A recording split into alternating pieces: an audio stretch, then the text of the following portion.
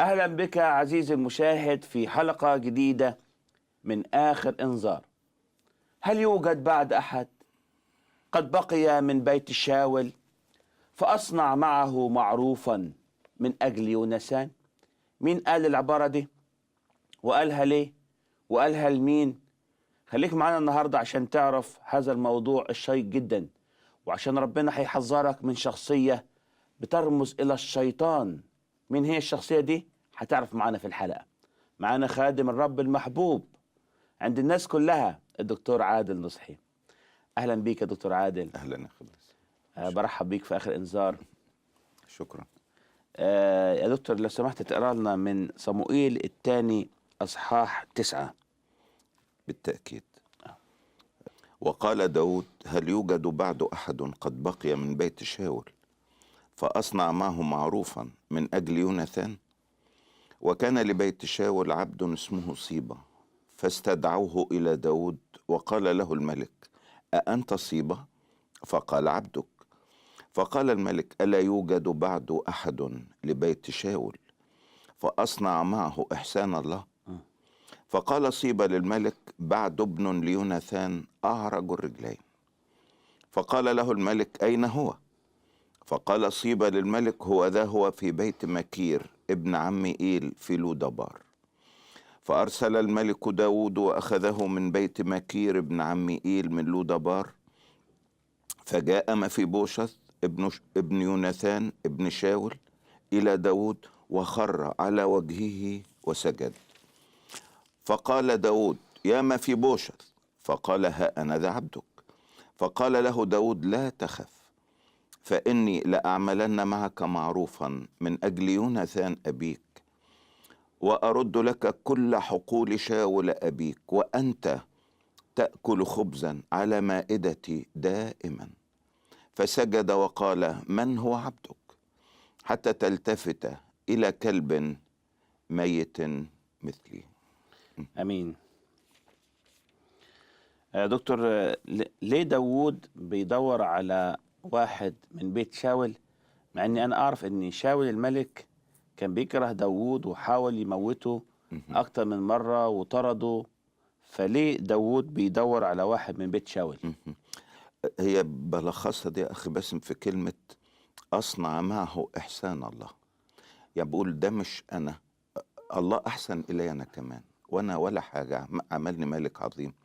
فأنا بنفس الإحسان اللي أحسن بيا إليها الله عايز أحب حتى الأعداء وعايز أكرمهم. وكمان كان في وعد بيني وبين يوناثان اللي هو أبو صيبة، آسف أبو مفيبوشث، إن أنا ما أموتش نسله وأبقى محافظ على العهد حتى لو الملك شاول خان العهد. طب يظهر في المشهد بقى صيبة اللي يعني أنا حاسه كده شخصية مش مريحة، يعني أنا مش مرتاح للراجل ده. ده لازم ما ترتاحلوش. ما هو هنا اللي احنا موضوعنا بنقول تحذر من الشخصيات اللي هي ترمز إلى إبليس. أيوه بالظبط كده. يعني صيبة رمز للمشتكي. اللي لاحظت حاجة بس إن صيبة ده عبد. لما مات شاول الملك ومات يوناثان، الراجل ده استغل الفرصة، راح واخد الواد، والواد أعرج الرجلين، وأقنعه إن داود عدو ليه.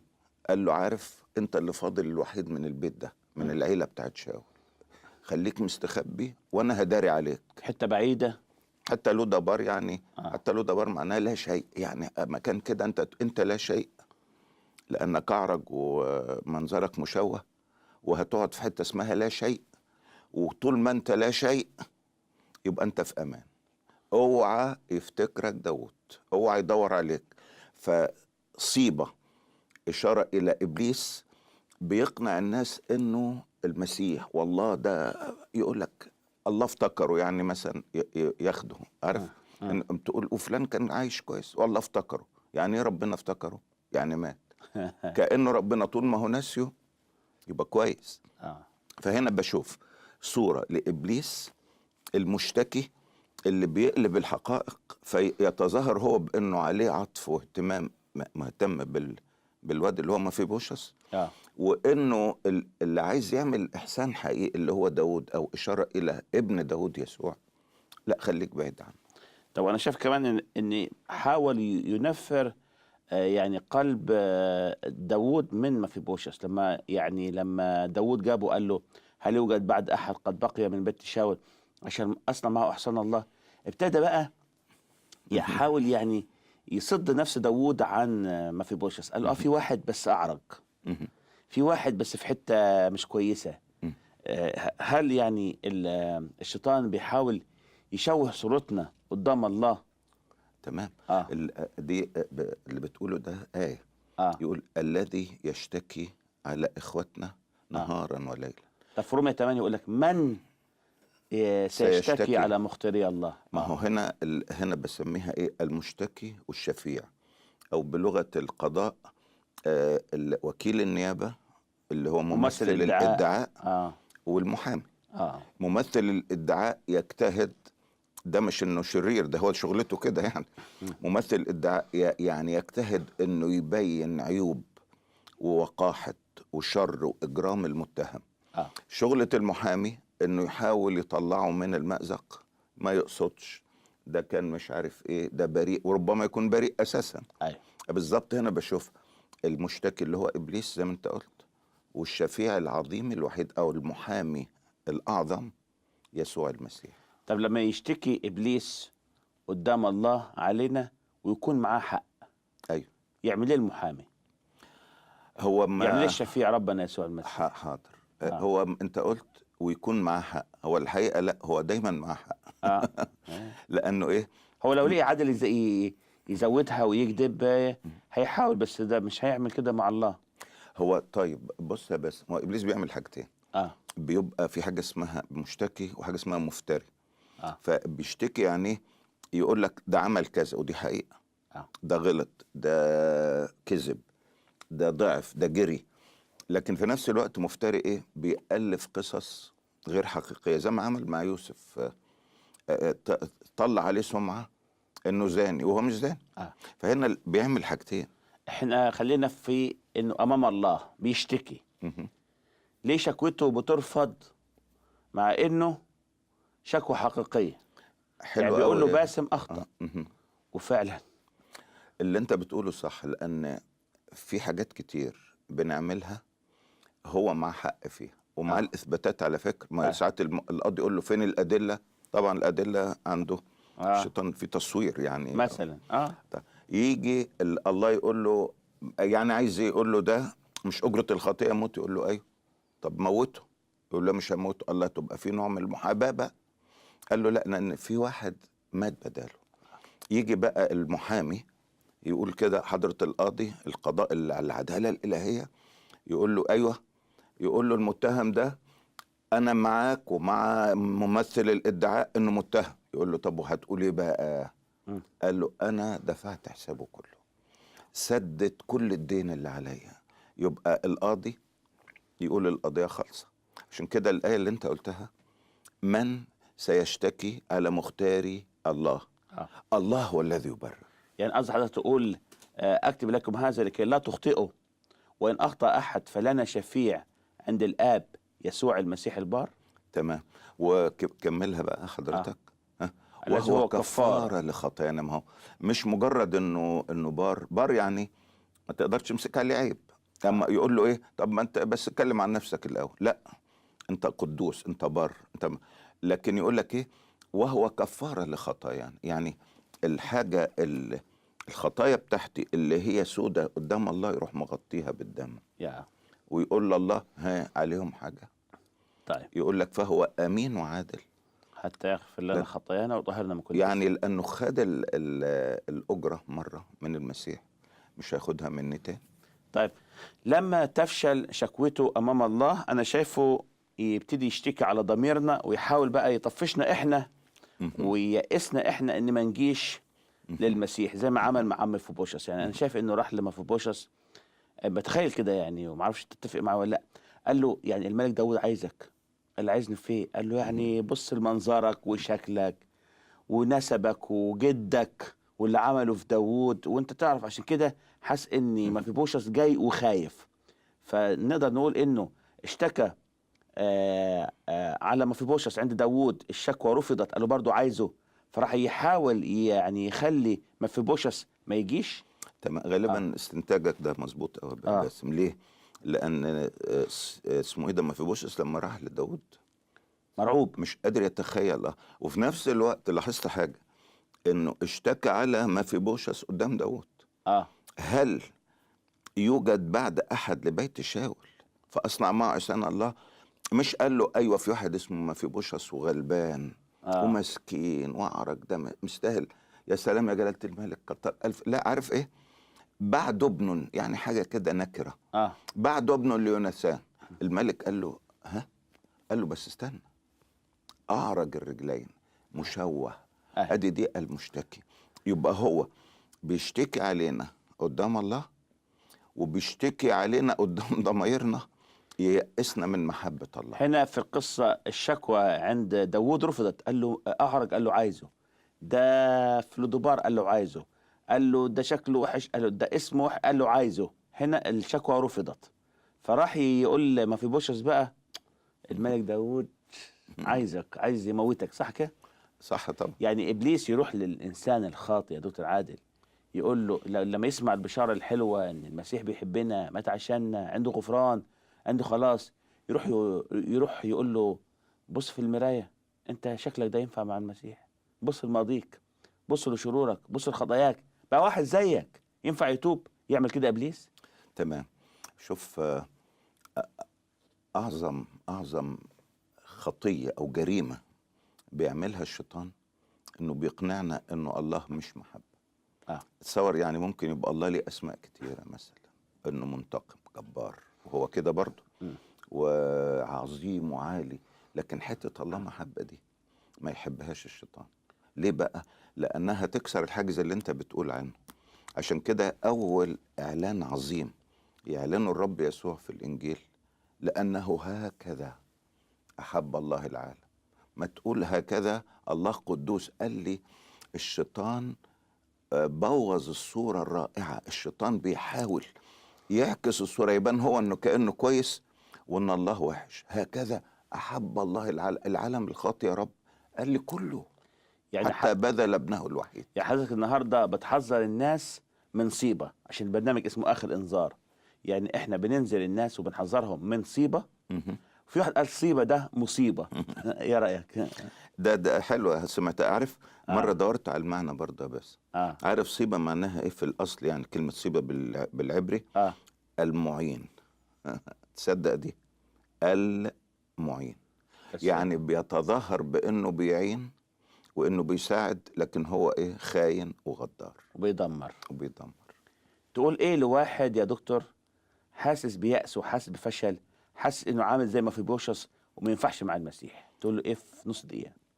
اقول له يسوع يدعوك، تعال ارجوك، اسمع نداءه وشوف تاج الشوك. الرب عايزه، بيدور عليه، واهم حاجة انه مات من اجلك على الصليب. شكرا. هرجع لحضرتك بعد الفاصل. عزيزي المشاهد، في القصة في داوود الحلو اللي بيرمز إلى المسيح اللي كله نعمة، لكن في صيبة، المصيبة اللي عايز يطفش مفيبوشس عن داوود، ويطفش داوود عن مفيبوشس، ما يخليش الاثنين يتقابلوا مع بعض. صيبة المصيبة. خلي بالك من إبليس المشتكي اللي مش عايزك تيجي للمسيح. خليك معانا بعد الفاصل عشان نشوف كمالة الحكاية وكمالة القصة.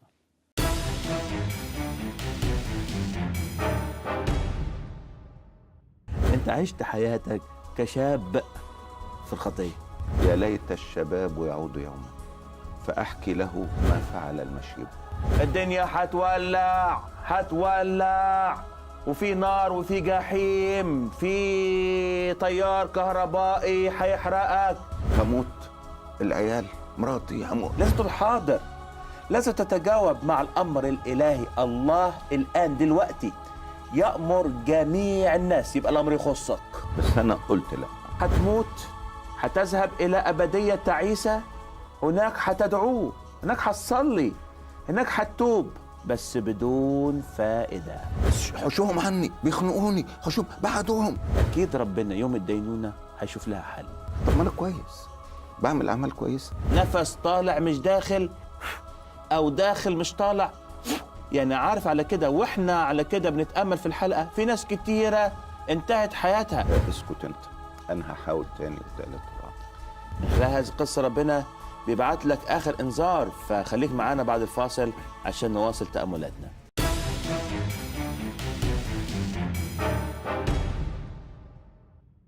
أهلا بك مرة أخرى عزيزي المشاهد في آخر إنذار. كنا قبل الفاصل بنتكلم عن قصة شيقة جدا. داوود الملك بيدور على واحد من نسل شاول، من نسل العداوة. بيدور على واحد مش عشان ينتقم منه، لكن عشان يعمل معاه إحسان الله.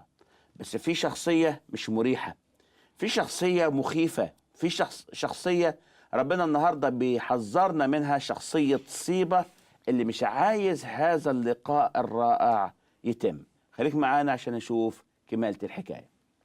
أهلا بيك مرة تانية يا دكتور عادل. اهلا بيك دكتور عادل، عايزين نتكلم بقى عن داوود. يعني داوود دلوقتي بيدور على واحد، يعني أنا شايف صورة للنعمة، يعني صورة مضيئة. إن كان صيبة المصيبة اللي عامل نفسه معين، لكن هو بيعين على فعل الشر وبيعين على البعد عن داوود. ففي داوود اللي كله نعمة. فكلمني شوية عن داوود. حاضر. جات لي فكره انه انا حاسس كده في اتنين بيتنازعوا مفيبوشث. واحد عايزه عشان يستغله ويستفاد منه اللي هو صيبة، وواحد تاني عايزه عشان يكرمه ويحسن إليه ويرد له كل شيء ويشبعه ويخلصه. بشوف فيها الصراع بين إبليس ويسوع. وأنا الشخص اللي ما استاهلش حاجة، لكن أترى أنا مهم في نظر إبليس لأنه عايز يكتر الناس اللي يبقوا معاه في الجحيم، ومهم جدا في نظر يسوع لأنه بيقول لي أنا دافع فيك الدم الغالي. أيوة. وانت كان تمنك رخيص. أيوة. طب نقدر نقول انه يعني صفات مفيبوشث تورينا ازاي ربنا بيحبنا رغم عيوبنا. يعني مثلا مفيبوشث اعرج، يعني ما يكلمنيش ده مثلا عن العجز الروحي بتاعي. انا اعرج، انا عاجز عن ارضاء الله، لكن رغم ان انا عاجز الله بيدور عليا. نقدر نقول كده. طيب معنى مفيبوشث ايه؟ يعني بيقولوا الذي ينفث عارا، يعني اسمه انا ما اعرفش سموه ليه كده. طبعا غالبا سموه، قالوا له انت بختك نحس، انت وجودك يعني انت شؤم. جيت ابوك مات وعمامك الاتنين مات وجدك مات والمملكه راحت منكم، ده انت يا اخي وش كده. يعني ينفث عار وعفونه. طيب ما هو دي مش يعني برضو تورينا النعمه ان داوود بيدور على واحد اعرج عاجز، بيدور على واحد ينفث عار وعفونه. يعني ده يعني صوره لمحبه المسيح اللي بيحبني رغم خطاياي. تمام. بس انا بعتقد انه داود كان بيبص له بنضاره تانية. عارف ايه؟ ده يتيم، ده مسكين، ده ملوش حد. ده يعني قلبي مولع. يعني عظمة داود ما بصش للعيوب كلها، لكن بص لانه اشفق عليه، حن عليه. وكمان عشان يونسان وعشان العهد. يعني هو اصله داود يشير الى اله الامانه الذي لا جور فيه. امانه انه وعدنا بحياه ابديه احنا الاموات في المسيح وفي الصليب، ومش راجع في كلام. اقول له انا وحش، يقول لي طب ايه معنى انت اموات بالذنوب والخطايا؟ ما انا عارف انك وحش. دكتور عادل، كوني مفيبوشث في لودبار اللي حضرتك بتقول معناها لا شيء، او انا سمعت انها مكان بلا مرعى. هل يرمز لي لما كنت في الخطيه، لما قال ربنا تركوني انا ينبوع المياه الحيه وذهبوا نقروا لانفسهم ابار مشققه لا تضبط ماء؟ يعني هو تقدر تقول ايه، مكان اسمه على فكره ده جلعاد. يعني عدوا له نهر الاردن مسافه حسبتها مره طلعت حوالي 60 كيلو. يعني بقدر المستطاع بيبعد عن داود. حتى في فاكر ترنيمه، معلش هقول عدد منها. مش هرنمها ما تخافش. يا خاطي مالك هربان مني، وطول عمرك ليه بس جفين، يا لشقاق، او بيقولوا في الصعيد يا لشجاك، في بعدك عني يا لهناك لما انت تجيني. وبعدين يقول ايه بقى؟ خاطي تعالى، تعبان تعالى، حيران تعالى، تعالى تعالى. ايوه ده نداء داود لمفيبوشس، او ده نداء يسوع لكل واحد تعبان واعرج ومشوه. صحيح. يعني كل الصفات كان المفروض تنفر قلب داوود من مفيبوشس، فهو من نسل العداوة، فهو عاجز، فهو اسمه مش حلو، اسمه ينفس عار، في مكان بعيد، مكان ما فيهوش ميه، مكان ما فيهوش مرعى، يعني اكيد مثلا حتى ما استحماش او ما نضفش من فتره طويله، بعيد في مسافه بعيده، ما هوش قريب. ومع ذلك داوود بيدور على واحد زي كده، زي ما حضرتك بتقول ان الرب يسوع بيدور عليا انا الخاطي اللي من نسل ادم الساقط، اللي كنت انا عدو، اللي كنت ضعيف، اللي كنت تمام. عاجز، كل الصفات الوحشه فيا، لكن محبه المسيح بتتجه للخاطي. تمام. ومش بس كده، عارف، ومش مستنيه حتى لما يجي، ما عارف انه مكسح، اه بعت يجيبه، اه بعت له مراسيل، يعني مرسال. زي ما احنا النهارده بنعتبر انت مرسال وانا مرسال، وكل اللي بيخدم ربنا مرسال للانسان البعيد. ربنا بعتنا، باعت الضباط الملكي، الحرس الملكي ومحفة ايه، قال عشان يجيبوا الجدع التعبان المسكين ده. كل دعوة بتوجه للناس ايوه كأنه الملك السماوي أرسلنا ويرسلنا لكي نحمل نفوس عاجزة لنأتي بها إلى مخلص العالم. طب شايف مفيبوشس يعني سجد كده مرتين. سجد الأول حسه ساجد سجود الخوف، وخر على وجهه وسجد في عدد 6. فقال داود يا مفيبوشس، فقال ها أنا ذا عبدك، فقال له لا تخف. حس إنه في الأول كان خايف. فإني لأعملن معك معروفا من أجل يونسان أبيك، وأرد لك كل حقول شاول أبيك، وأنت تأكل خبزا على مائدة دائما. فسجد وقال من هو عبدك حتى تلتفت إلى كلب ميت مثلي. ايه الفرق بين السجود الاول والسجود الثاني؟ هو طبعا لاحظ حاجة انه ما سجدش لأنه ما عندوش ركب، يعني مش زي ده اترمى في الأرض، انبطح أرضا، يعني وشه في الارض كده. وش في الأرض رعبا وخوفا، لأنه توقع أنه أول ما يترمي قدام داود الكلمة هتقول يا عدو، يا ابن العدو، يا اللي شاول جدك عمل فيا، أنا هنتقم منك يا بعيد. توقع النقمة فجاءته النعمة. بص لا، ده بيناديني باسمي. ما هنا كانت حاجة عارف، لو ناويله على شر يقول له يا متهم، يا مجرم، يا اللي ما تتسماش. أول كلمة قالها داود ليه؟ قال له إيه؟ يا مفيبوشس. الله، ده بيناديه باسمه. يقول كده لا تخف لأني فديتك، دعوتك باسمك في سفر إشعياء 43. لا تخف، ما هو حتى قال له لا تخف لأني فديتك.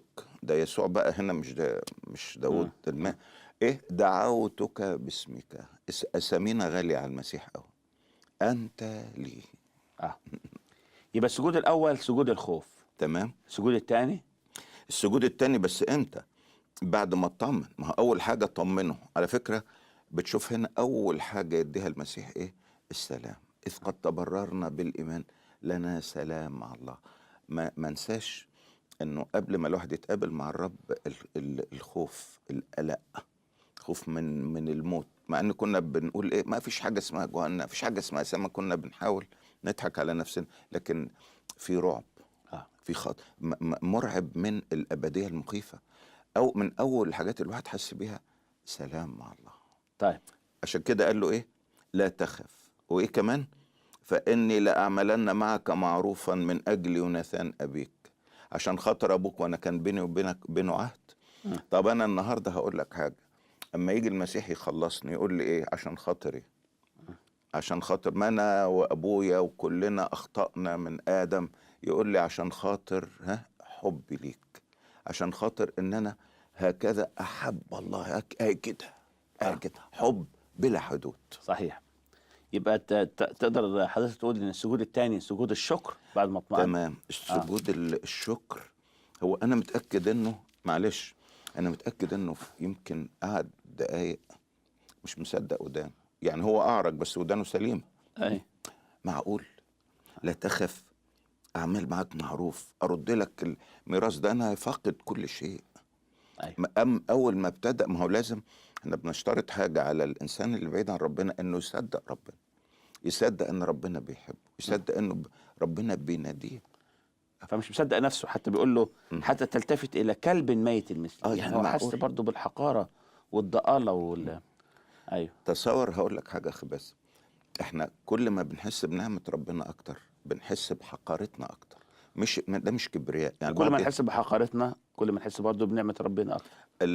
يعني المعادله ماشيه من ناحيتين. أيوه. بس يعني في واحد يقول لك ايه، ما انت ما تقولش بقى ان انت خلصت وبتاع، ده كبرياء. بالعكس، كل ما احس كم احسن الي الله انا الانسان الحقير، دي اولا بتخليني اعظم نعمه ربنا، وفي نفس الوقت اقول من هو عبدك طيب. حتى تلتفت الى كلب. كلب ميت مثلي. يعني سجود الشكر، سجود العرفان بالجميل. تمام. طيب. تمام. طب كلمني في دقيقة عن مفيبوشس بقى بعد ما جه لداوود. يعني أول حاجة بيأكل خبز. تاني حاجة رجعت له الحقول. يعني في حاجة كده حلوة حصلت معه. حاضر. اه. احلى حاجه، كويس قوي السؤال ده في الاخر. اي. إن احلى حاجه عجبت مفيبوشس مش الحقول ولا م. انه قال له ايه، تاكل خبزا على مائدتي. خبزا يعني مش هاكل العيش، هتبقى مدعو ثابت على السفره الملكيه. قال له الا دي، اه. الا دي، ده نعرج. قال له عيوبك هتختفي. قال له ده مكان الملوك. قال له انت هتبقى ملك. اه. وقال له دي انا ما استاهلهاش. قال له مين قال لك ان انت تستاهلها؟ ده النعمه الغنيه. انا دايما بتصور فيها. طب يبقى حضرتك قلت حاجتين لغاية دلوقتي، إنه قاعد على المائدة الملوكية يعني شبعان، بدل ما كان جعان وبعيد ورويان، وكمان عيوبه متدارية. تمام. مش كده حضرتك؟ تمام. العرق بتاعه تحت السفرة. ابتدت السفرة الملكية، وادي داود، ودخل القائد يؤاب العظيم قائد الجيش، ودخل الملك مش عارف منين، ودخل الأمير سليمان، ودخل مش عارف أبشالوم الجميل. وفي الآخر سمعوا كده حد بيعمل كده، يخبط كده. بصوا لقوا واحد على عكازين وماشي وبيسندوه. ده بقى حضرتك الخيل الخصب بتاعك ده. وبعدين بصوا، ايه ده؟ ده عرق. قال لهم ده اسكتوا، اه. ده الامير مفيبوشس. يا. وروحوا مقعدينه زي ما انت قلت على السفره، ويداري رجليه، عيوبه تختفي ويبقى كامل في داود. ده بالظبط اللي احنا عايزين المشهد نقوله. بعد على التغيير بقى. بعد التغيير انا كامل في المسيح. عيوبي راحت، خطاياي انتهت، انا كامل في يسوع المسيح. شكرا لك يا دكتور عادل. عفوا. عزيزي المشاهد، إن هذه القصة هي قصتي وقصتك. داوود اللي كله نعمة، اللي بيدور على واحد من نسل العداوة، بيدور على واحد عاجز، بيدور على واحد اسمه ينفس عار، بيدور على واحد بعيد كل البعد في مكان اسمه لودوبار، بيدور على واحد هو قال عن نفسه أنا كلب ميت. صورة للمسيح ومحبته اللي بيدور عليا وبيدور عليك. لكن بحذرك من المصيبة، صيبة العبد الشرير اللي بيرمز إلى الشيطان. حاول يشتكي على مفيبوشس عند داوود، قال له ده أعرج، ده وحش، ده خاطي، ده بعيد. قال له برضو عايزه، المسيح عايزنا. شكوة إبليس قدام الله بتترفض، لكن بيجي يشتكي على ضميرك يقول لك اوعى تيجي، اوعى تصدق انه يحب واحد زيك، اوعى تصدق انه ممكن يقبلك. ده صوت ابليس. عشان كده النهارده ارفض صوت ابليس واقبل صوت النعمه. ربنا بيحبك رغم عداوتك، رغم بعدك، رغم عارك، رغم عجزك. ان كان داوود خلى رجلين مفيبوشس المشلوله تحت السفره، لكن لا، ده اصل وذريه داوود ربنا يسوع المسيح مش بس يداري عيوبك، لكن يديلك قوه. قال للمفلوج قم احمل سريرك وامشي. تعال للمسيح قبل فوات الاوان. سيبك من المصيبه وتعال لداوود، تعال للمسيح. ولحلقه قادمه من اخر انذار، الرب معك.